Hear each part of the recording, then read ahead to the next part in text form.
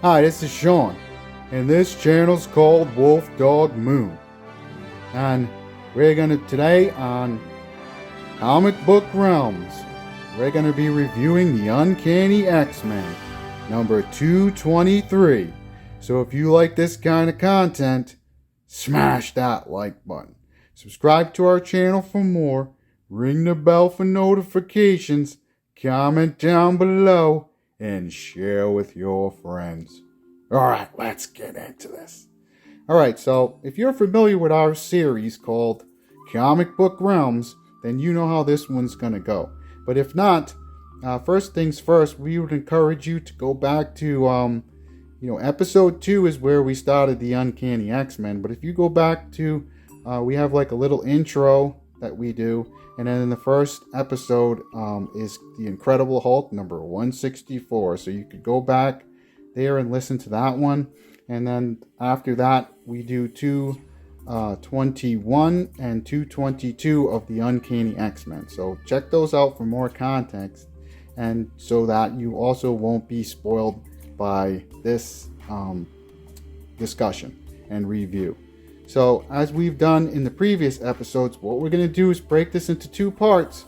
We're going to have a spoiler-free section where we just discuss the general overview of the comic, so that in case you like what you hear, you can go get this issue for yourself and read it, and then watch the rest of the video. We definitely encourage you to do that when we get to the review portion with the spoilers. So the second part will have spoilers, and we will warn you before that. And but before I get into this, I would just like to do a little shout out to I actually didn't have this particular issue for whatever reason, so I went ahead and ordered it online from this company called dreamlandcomics.com.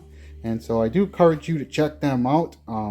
This is not like a promotion or a paid advertisement. I just I liked the service, I liked the prices, and I was very pleased and happy with how it was shipped, and it was shipped in a secure box and stuff. It wasn't like Amazon where your stuff comes damaged. The box was very secure, and the items inside, they had all, like this particular issue, all the issues came with the slip covers, plastic protector, and a hard white board to protect the comic. And the comic is in really good condition, and it was in a reasonable price too. So definitely check them out for a place that you can go to pick up these back issues and stuff.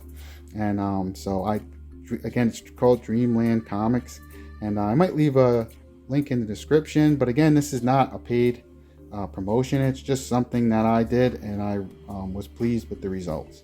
So, and then again, we do encourage you to, there might be various ways you get your hands on this issue and stuff if it's something that interests you.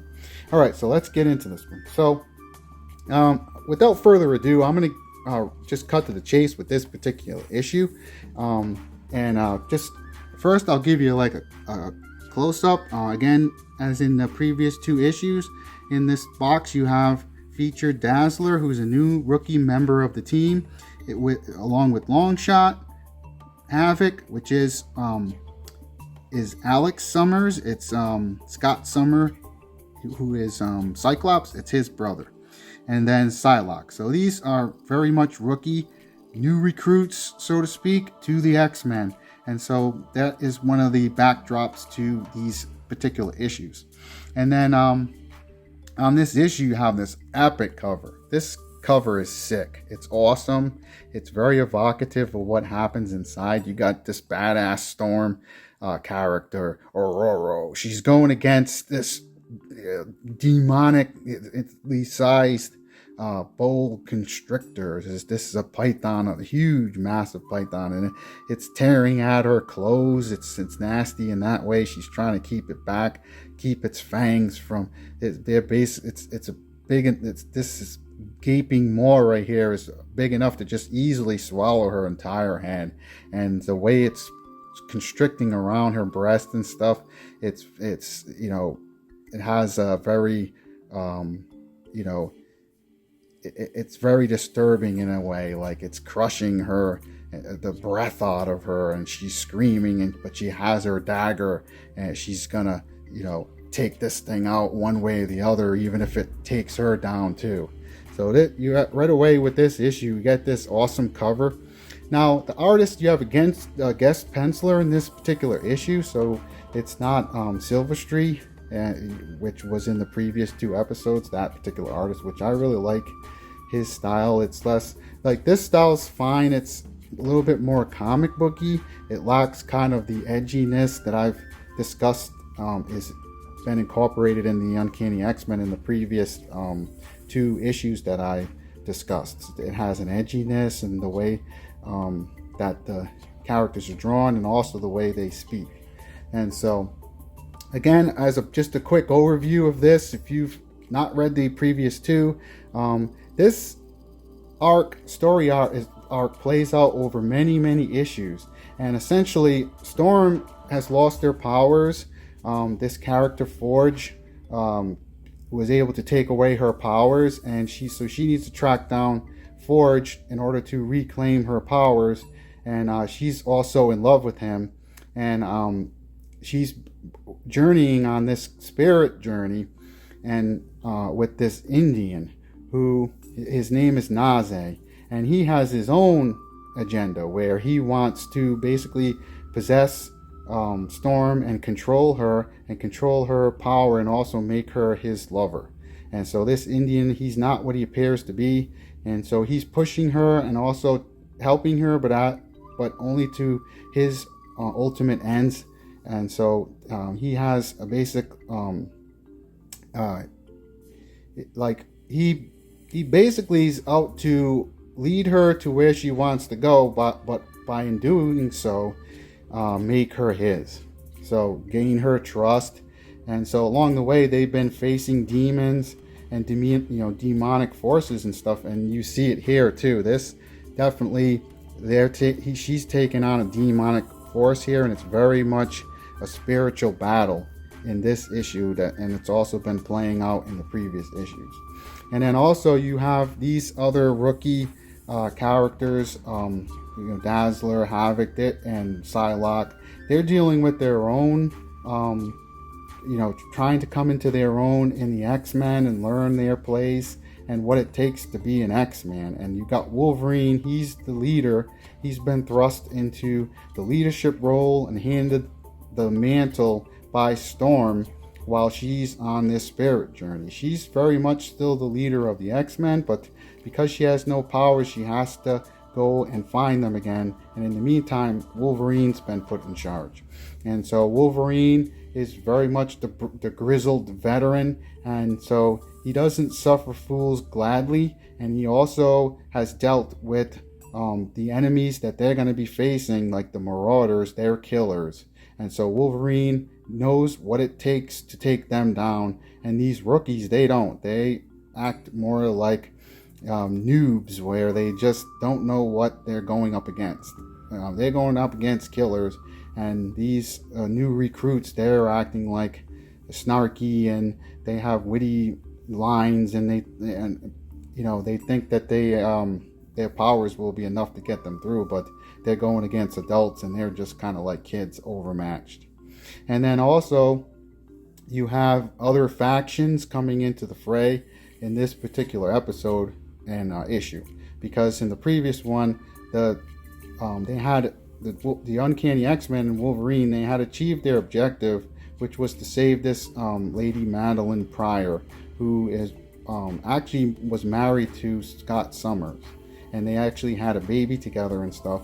And the Marauders were looking to kill her, and that was their mission that they were given by this character called Mr. Sinister, who he's a no-nonsense evil bad guy, and there's no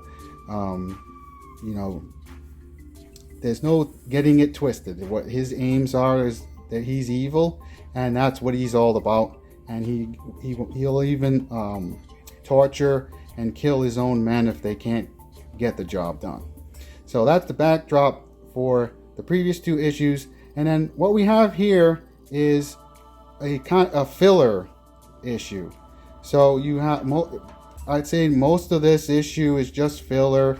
It's just a recap of the previous two issues where all the action and all the suspense and the significant moments happen. And now you have kind of downtime where the X-Men,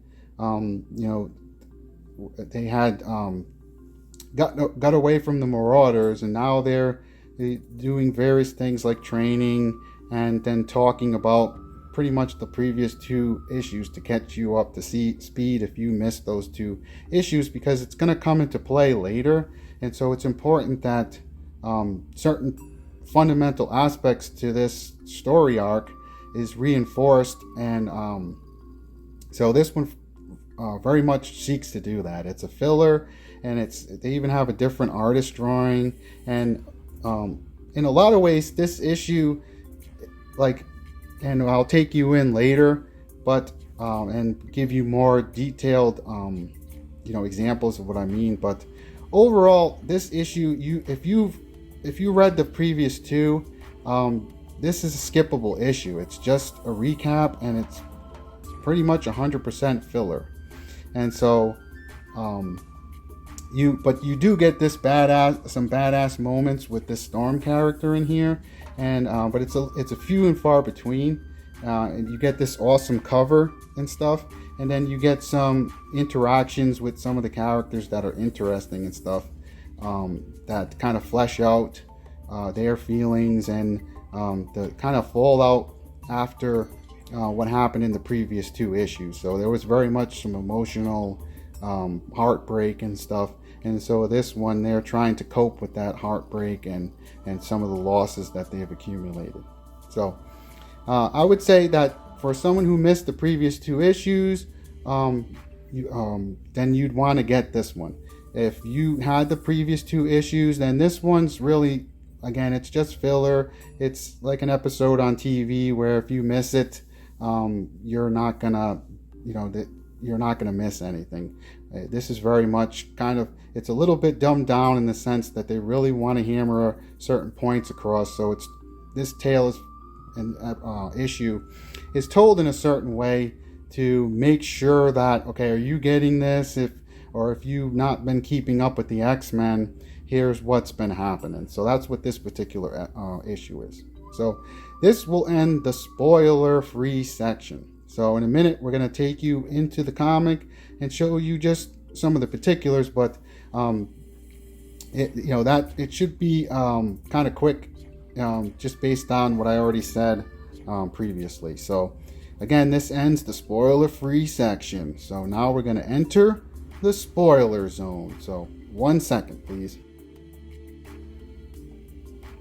All right, so here we go. We're now in the spoiler section. So what we're gonna do is go through and show you some of the marquee moments, and just discuss the particulars of this issue briefly, and then if this is something that you want to go seek out and add to your collection, then once we get to the end of the review, I'll give you my final thoughts and stuff, and then it's up to you what you want to do.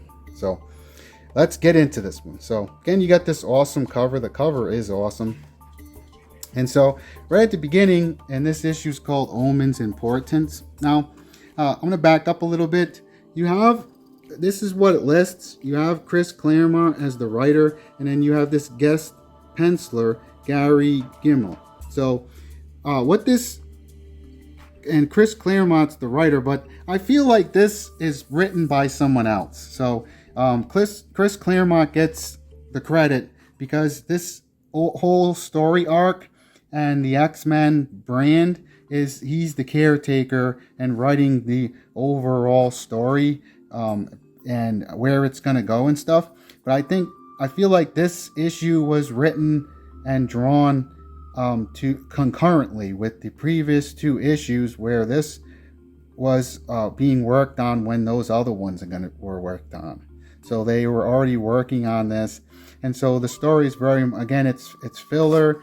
Oops, excuse me, sorry about that. It's filler, and it's also, the dialogue feels different. It lacks the edgy kind of which I discussed in the previous 2 episodes of Comic Book Realms. Like it's very much comic booky speak, and it's a lot of just reiterating what's been happening, and it's told in a really kind of, and it's not fair to say dumbed down. It's told in a way like, for example, they'll show you an explosion and it'll tell you that the thing exploded.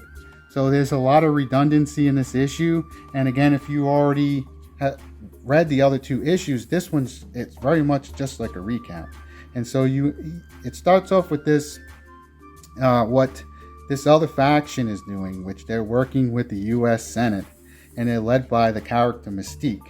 And basically they're forming kind of like a type of suicide squad where they're going to be working for the government. And so these 2 guys, for example, they're criminals. That's why their arms are bound behind them. So they're being let out on a sort of, they can earn their freedom if they follow orders. But the Mystique character right away tells them that, okay, I'll kill you if you don't follow the orders. So you either follow the orders and then you can shorten your sentence from prison with the government and stuff. And these 2 guys, they're old heroes that, the writers here dug up from the archives of Marvel Comics. They dug these old guys up they're very much filler to fill in and give some action or some things to happen. And so they dig up there's 2 here, but they dig up 3 of these old characters, and I'll show you later, it gets a little bit humorous. One of them had supposedly died. They're digging deep into the files at the Marvel Comics headquarters to find some guys that they can throw in, and they don't have to worry about what happens to them, because these guys, they're just, they're very much villains to begin with, but they also need to be disposable. So they bring in these disposable heroes, and then so Mystique's explaining all that stuff that I just did.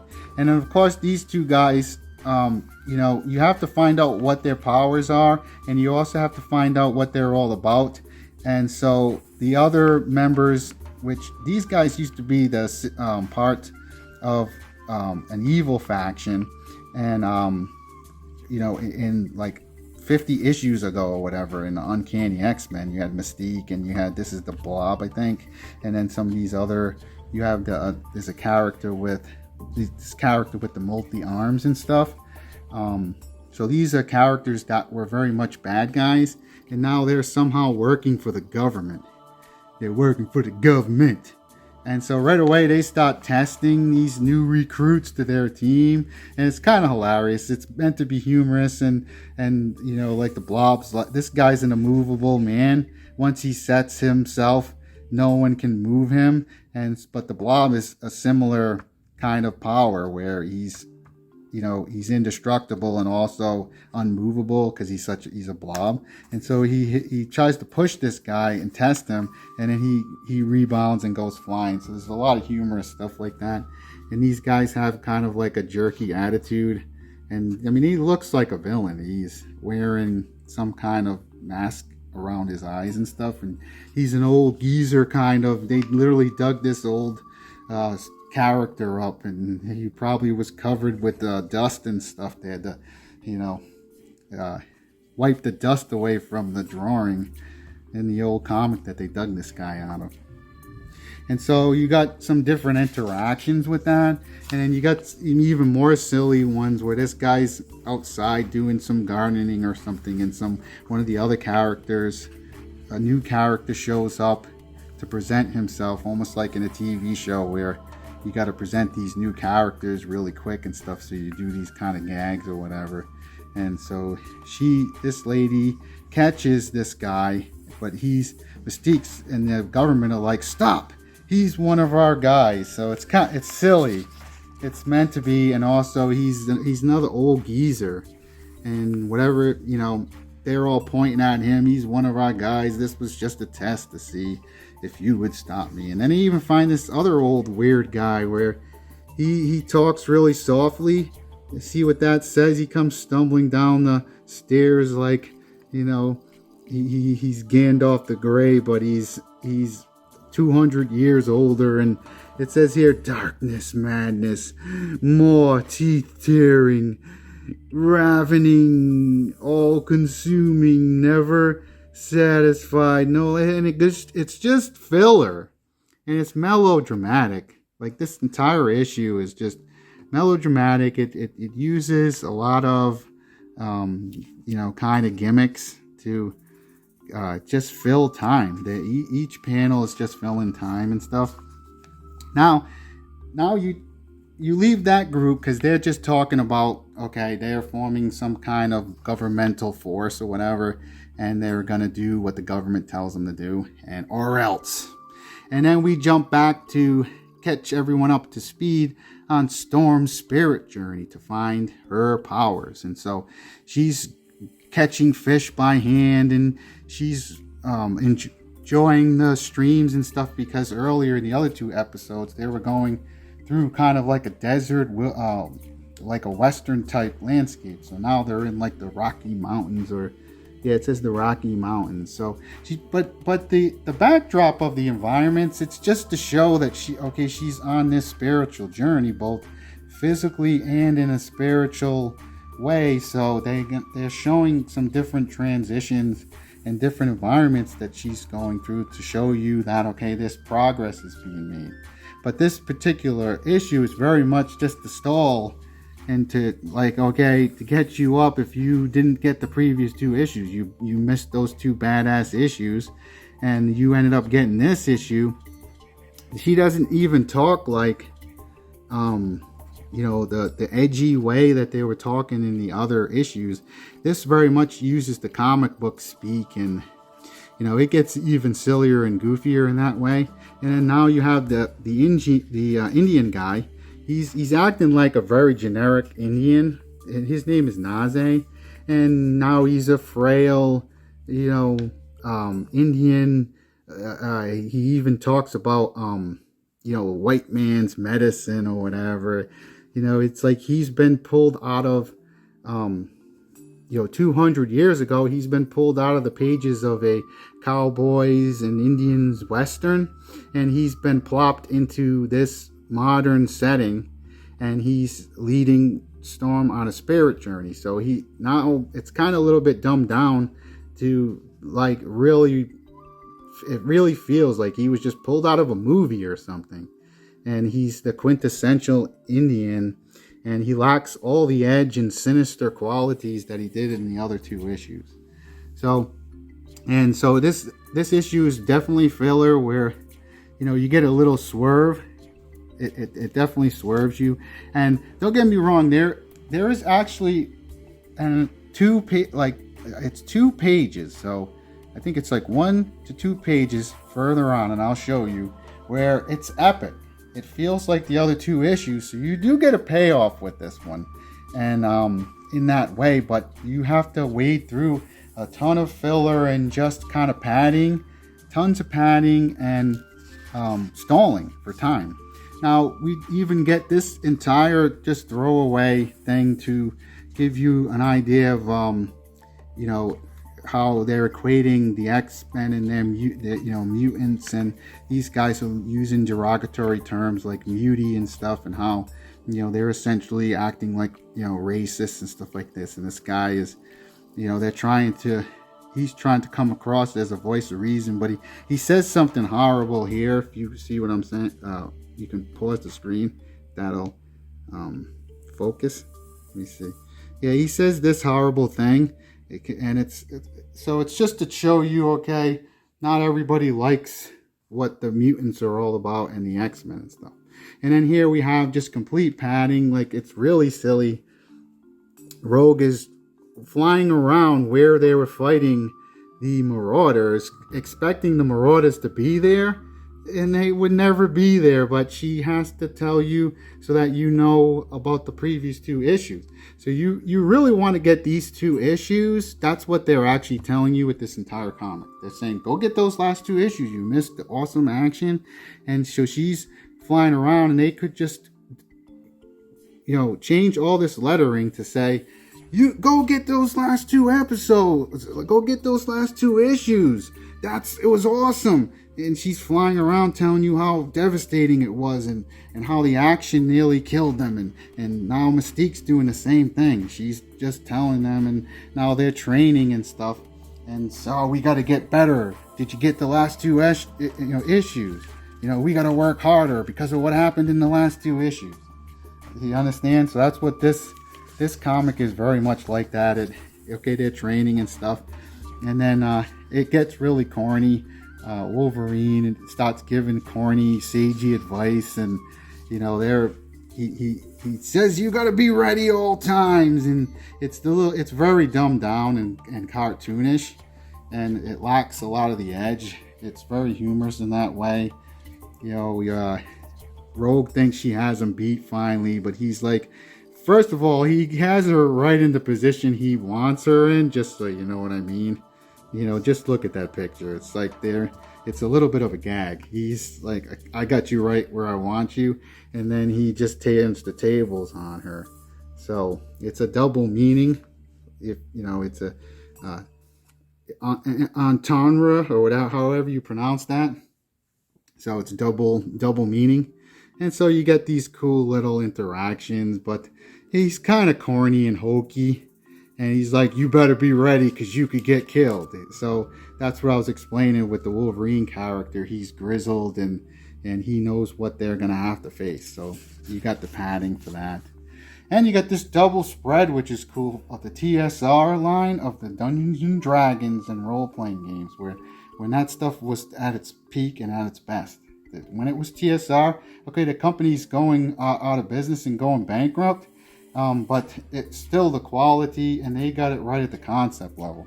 So if you want to learn more about role-playing games, we do that on our channel as well. So we encourage you to go check those out if you're interested in role-playing games.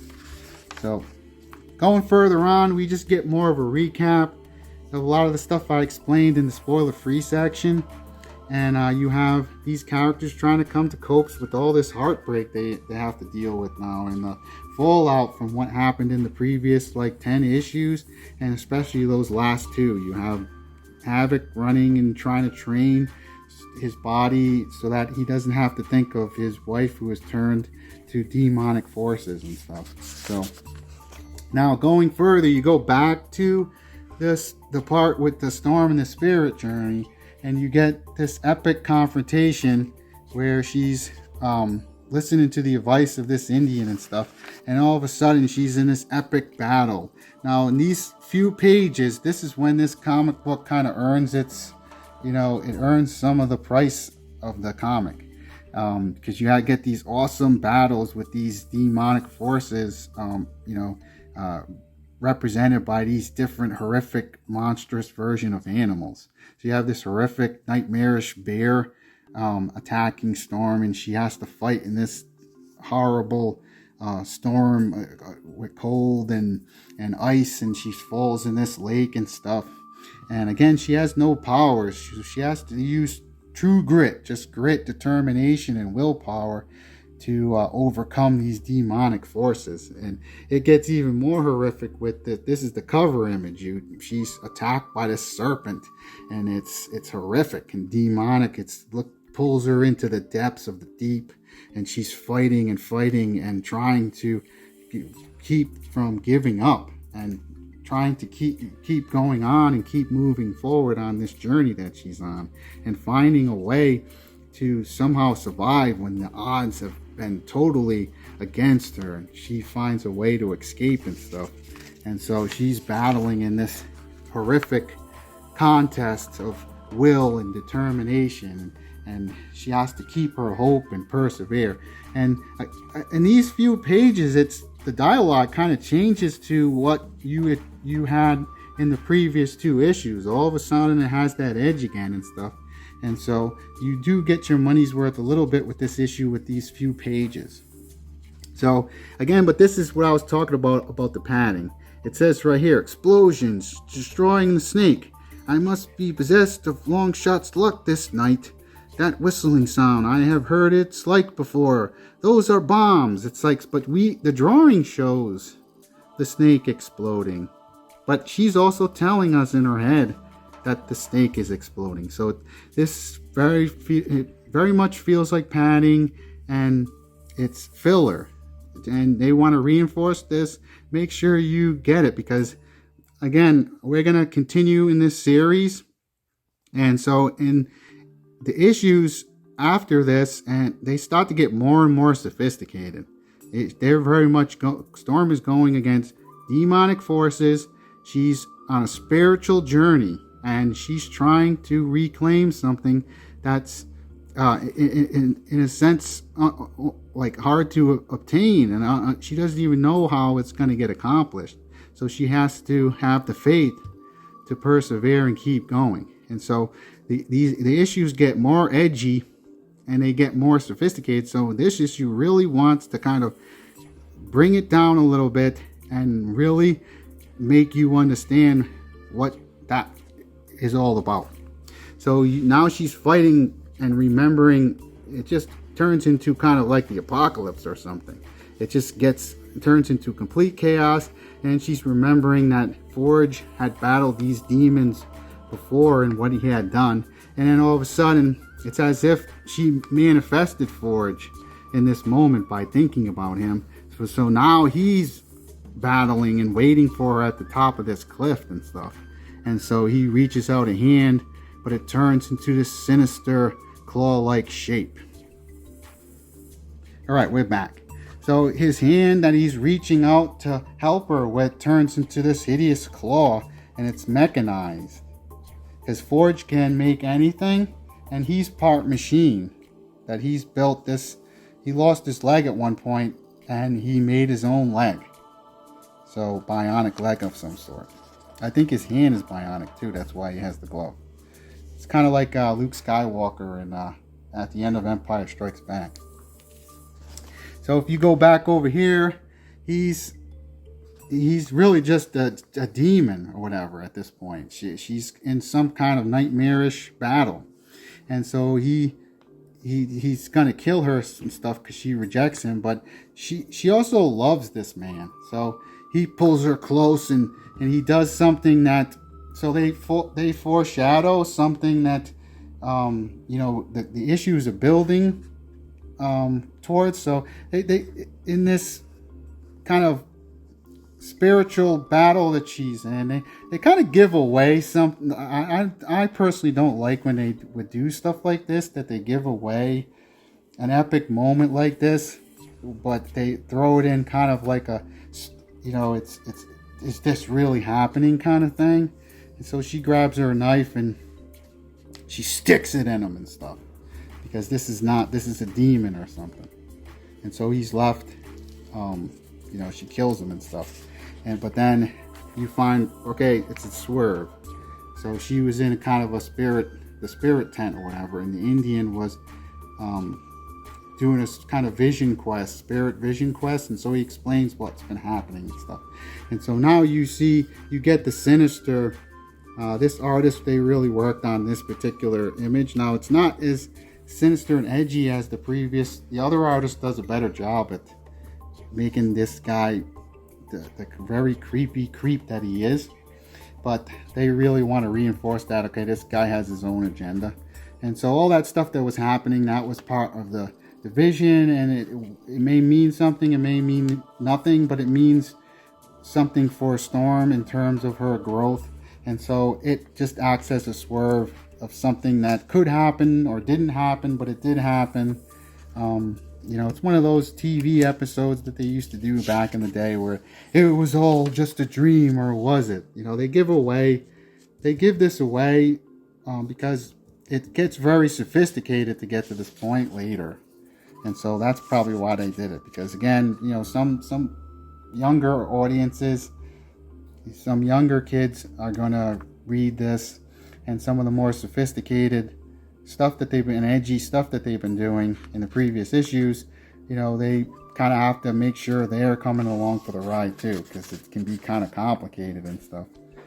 In the subtlety, it gets very subtle in terms of some of the things, like for example, Havoc's wife is that Polaris lady, and she's demonically possessed. And like a younger reader might not understand why the characters are behaving the way they are, or like the demon possession concept. It's one step above just good guys and bad guys, and so that's why they have to bring this down a little bit, dumb it down a little bit, so that just in case, so that everyone, they can kind of use this as a staging ground to get to the episodes to come. So they just recap everything, and that these two, they're very upset, but they're gonna work together. They can get through this by sticking together, and they can deal with the heartbreak that way. So next issue is called The Dark Before the Dawn. So we're gonna wrap this one up, so I'll give you my final thoughts. So again, what you have with this issue is you do get some awesome, the artist is not the same one as the previous two issues. He's kind of just a guest artist, so you're right then and there, that tells you, okay, this is meant to be a filler. It's someone literally filling in while the A squad is working on the next badass issues. So this is very much a filler. It's a placeholder. It recaps everything, and you have just a few epic moments, but they're kind of made to be a swerve. It's a spirit vision kind of thing where, and they do a payoff in here, but it's unearned because they give it to you. It's like spoiling the punchline to a joke and then telling you the joke. They're giving away something that should be an epic moment later, and it still is an epic moment, but it gets very sophisticated. And so, like I said, they kind of have to give it away here so that it's easily understood. And this whole issue, it encapsulates the last bunch of issues and acts as a kind of dumbed down retelling and also recap so that if you missed those other badass issues, what you really need to do is go get those previous two issues, and then you don't need this issue at all. So that's my review of this particular issue of the Uncanny X-Men 223. So if you've liked this kind of content, smash that like button and subscribe to our channel. But in the meantime, we hope this video finds you having an awesome day, and we hope that you have a blessed day and that your spirits remain high. You got to be like Storm, keep your spirits high. Signing out.